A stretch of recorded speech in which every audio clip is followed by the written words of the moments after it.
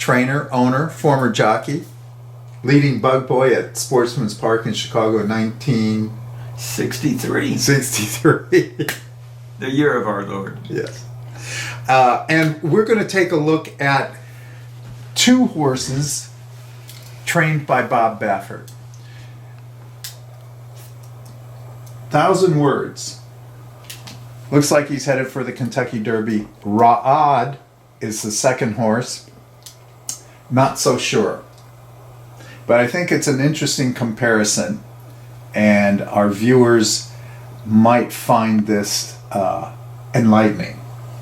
So we're going to get your take on these horses, and I may have a little opinion too, but Eddie's got more of a practical, hard-nosed outlook, and mine is more esoteric. So let's get into this. So the first thing we're going to do is we're going to look at a race from September. And is this each of their first starts? They've only had one start, both of these horses. Okay. So they started in the same race. This is, what is the distance of the 6.5 furlongs? Okay. I was mistaken. I thought it was a mile or 16th. It's 6.5 furlongs. So the number 7 horse is Ra'ad. Number 8 horse is 1,000 Words. They're both on the outside, 7 and 8 horse field. They both had a pretty clean trip. Had a good pace setter with John Sheriff's horse, Thunder Code.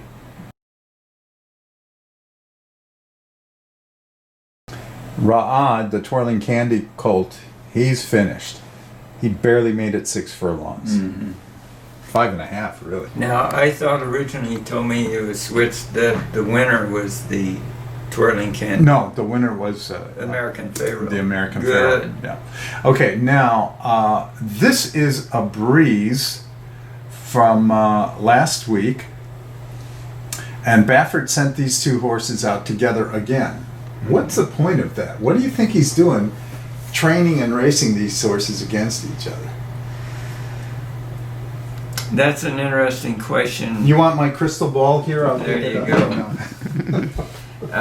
Yeah, I don't know, unless he has something, because he wants the 1,000 Words is Pioneer of the Nile.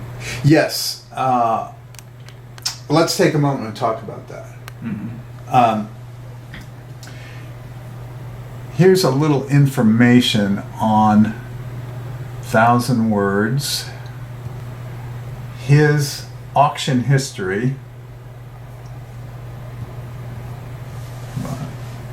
He sold at the September Keeneland yearling sale for $1 million. He's by Pioneer of the Nile out of a Pomeroy mare. And she's a graded stakes winner too, so very well bred. Now, the other horse, Ra'ad, he sold for $500,000. So we're talking $1 million both of them as yearlings, and a $500,000 yearling. Yeah, unbelievable. I mean, that's what you're up against here at Santa Anita when you want to run in maiden special weights. This is what you got to deal with. Of course. Yeah. So, Twirling Candy out of a Suave mare. Not the most fashionable pedigrees for the mares, but nonetheless they've got the black type, the stakes performance in those families. So, what do you think? What's going on? Why they're working them together? Working and racing together. Together. Well, how many opportunities do you have to run? You know, your 2-year-olds, if you set them out on a schedule and you want them to get some races, especially earlier in the year, so that you can kind of give them a little break and before you start pounding for the Derby. And you've really got to find out what they are. and Sort 'em out. evidently he's doing this, and maybe because the Riyadh has some speed, so he can push the other horse a little. But Do you think he's literally using a $500,000 horse as a rabbit for the well, I think American he's Pharoah? For the Pioneer of the or Nile. Pioneer of the Nile? Yeah. I don't know that he's doing that, but what he's doing is maybe he's trying to get the other horse built up too. Now in this workout, who outworked the other one? Okay, let's take a quick look at that Let's workout. look at the workout. The breeze from last week at Santa Anita, 5 furlongs, 1,000 words on the outside, Ra'ad on the inside. Right. They both broke really well, broke together. Yeah.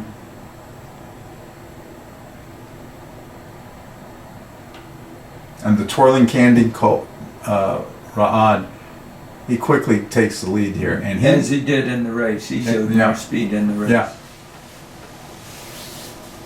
The other horse has a longer stride.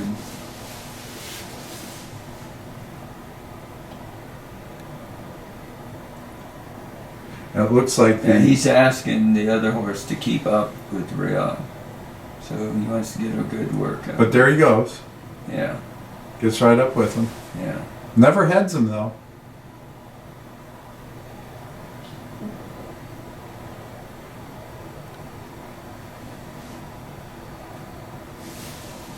I got a little bit in front there.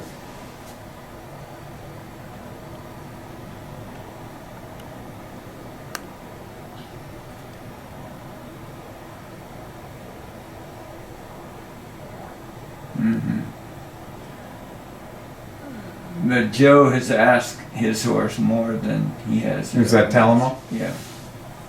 That's who I think it is. I don't know for sure. Yeah, I think it is too. That blue helmet cover. So, what do you think is the significance of that work, or is there any? Well, I don't think they're, especially in the workout, they're pretty much the same. I think he definitely wanted to get a good work in the other horse. Because from the workout, as easily as he outrun the other horse in the race, so therefore in that workout, I would have to say maybe the other horse is just really, he's lazy, or he wants to run long, of course, and he doesn't have that speed. So he needs something to push him. Yeah, exactly. Something to go and so against. then he's got somebody to go. It helps him, and it helped the other horse that he didn't beat the other horse, and he could have told him, "Hey, you can stay with him, but I don't want you going by him." Yeah. To Which give is- him some confidence, and always the horse that is the best horse, you can get them beat and get a good work and help their confidence. Whereas the other horse that isn't quite as good, you're helping his confidence by letting him win. Yeah. So it's a win-win situation with those two. So something that we can see here that a lot of the viewers who are handicapping and want, trying to figure out who they're going to bet for the Kentucky Derby, it's interesting that statistically, what I mean by that is the statistics that you're going to see on Equibase, for example, is that both of these horses had fastest work of the day. They both had a time of 59.2 seconds. So you can't tell that one beat the other. You can't even tell that they worked together. That information is not out there unless you go to the XBet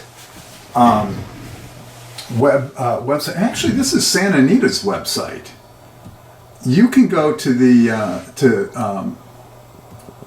XBTV, Yeah. and you can see this video of this work. Right. But a lot of people aren't even aware that Sure. that you can do that. Yeah, exactly. Yeah.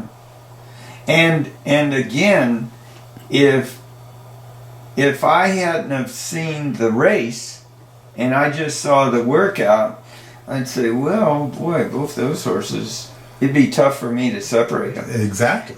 If you told me the breeding, then I'd say, hey, we're talking about the Derby, I'm going with Pioneer of the Nile. Absolutely over Twirling Candy. Yeah. And- Why? Because I just think he's more of a solid mile and quarter horse. Yeah. And it showed it in the workout how he started dropping back. Mm-hmm. Then it showed it in the race where he has a little speed, but he just settled him and then he finished. And what was nice about this workout is that in the race he was lugging in a little bit. In the workout he wasn't. So that's really a good sign. I mean, he's learning. So to me, again, you have to have all the factors in any of these decisions, you know, and just like you said, this is information to pass on that people aren't aware of. Right. Because you see those two works, hey, they both work the same. Well, no. You know? Now, I'm going to bring up here, so we're on the Santa Anita website. We're going to go to horse racing, and we're going to go all the way over here to interactive, right here.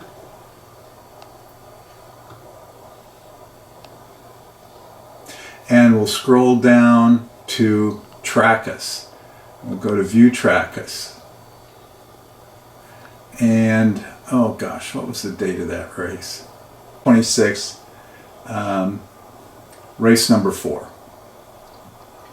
So we'll go back to Trackus, October 26th, race number 4. Now,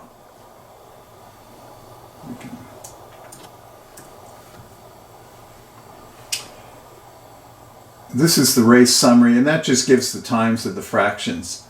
But we'll go over here to the finish, 13/16 of a mile, 6.5 furlongs.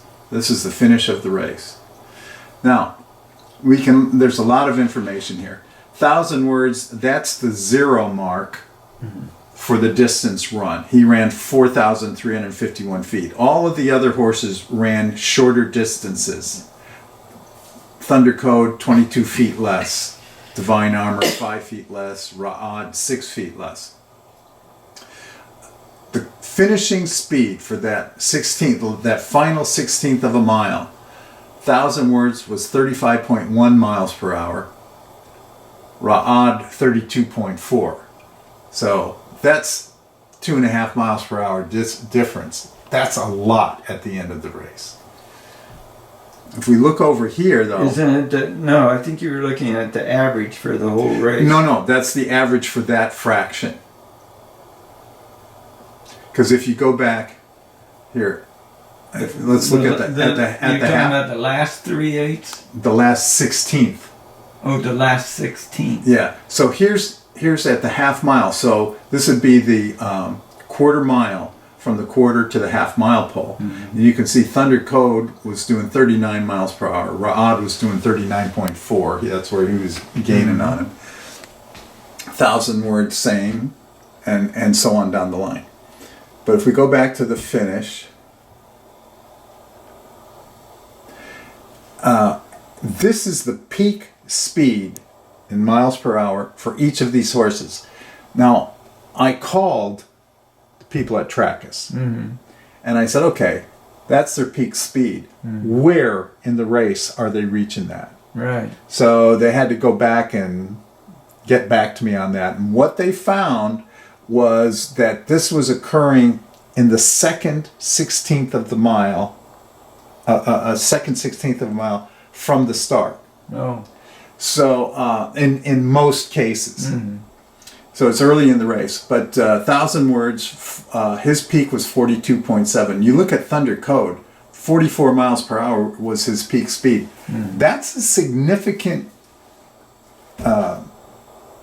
increase in speed compared to that 42.7. It sounds like it's only, 1.3 miles per hour. That's a lot. That's huge. No, that's huge. But you're talking about just the second 16th. Yeah, exactly. This is only the peak speed. Yeah. So it's not so. But what you will find is that those horses with the highest peak speed are almost always first or second. They're always right there. Sure. But also, it gives you an idea of what kind of speed any given horse can muster. Yeah. All right, because you look at Ra'ad, he was 42.9, not much more. So you can't really say one's, Ra'ad's a sprinter and 1,000 words is not. Well, I think that's very deceiving because of the fact that Riyadh, they were sending him out of there. They were making him lead. The other horse, they let him settle. Yeah. So it's not a true